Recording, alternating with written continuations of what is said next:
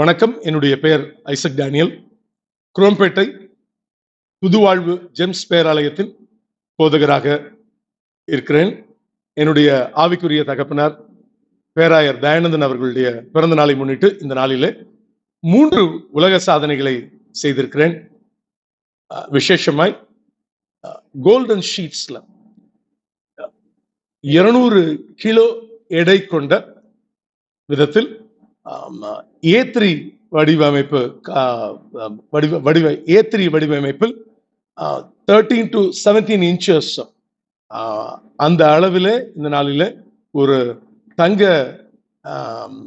இதழ்களினால ஒரு வேதாகமத்தை இந்த நாளிலே வெளியிட தேவன் கிருபை அளித்தார். வேதாகமம் சொல்லுகிறது, தங்கத்தை பார்க்கலாம் உலகத்தில் விலை மதிக்க முடியாதது அது பரிசுத்த வேதாகமம்.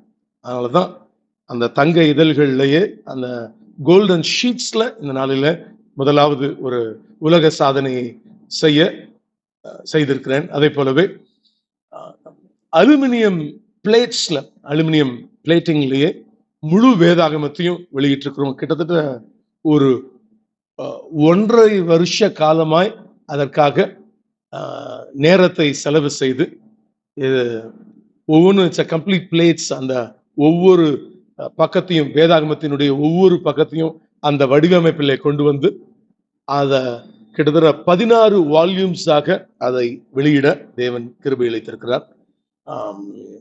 இந்த உலகத்துல எது அழிஞ்சாலும் அழிய முடியாத ஒரே ஒரு சொத்து இந்த உலகத்துல இருக்குன்னு சொன்னா அது பரிசுத்த வேதாகமம் மட்டும்தான்.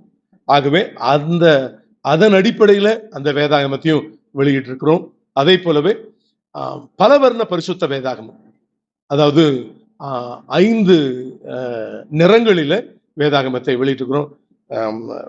பச்சை மற்றும் பச்சை நிறம், அதை தொடர்ந்து கருப்பு, சிகப்பு, வெள்ளை மற்றும் கோல்டன். இந்த 5 கலர்களும் 5 விதமான காரியங்களை இந்த உலகத்துல வெளிப்படுத்துகிறது.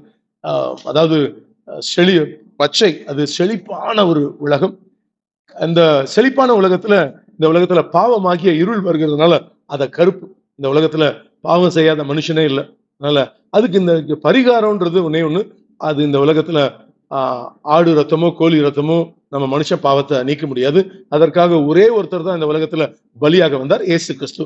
அதன் அடிப்படையில சிகப்பு, 3வது பகுதியாக சிவப்பு நிறம்.